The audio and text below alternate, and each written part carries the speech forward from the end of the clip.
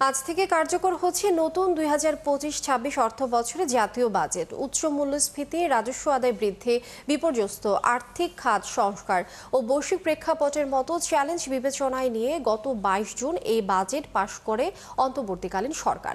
এবার কালো টাকা সাদা করার সুযোগ থাকছে না। উপদেষ্টা পরিষদে অনুমোদনের পর রাষ্ট্রপতির অধ্যাদেশ আকারে জারি করা এই বাজেট ১ জুলাই থেকে আগামী ১ বছরের জন্য কার্যকর হবে। নতুন অর্থ বছরে জিডিপির প্রবৃদ্ধি লক্ষ্যমাত্রা ৫.৫০% ধরা হয়েছে।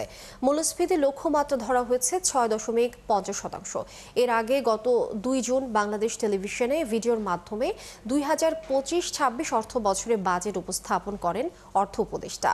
নতুন বাজেটের আকার ধরা হয়েছে ৭,৯০,০০০ কোটি টাকা, যা চলতি ২০২৪-২৬ অর্থ বছরের মূল বাজেটের তুলনায় ৭,০০০ কোটি টাকা কম।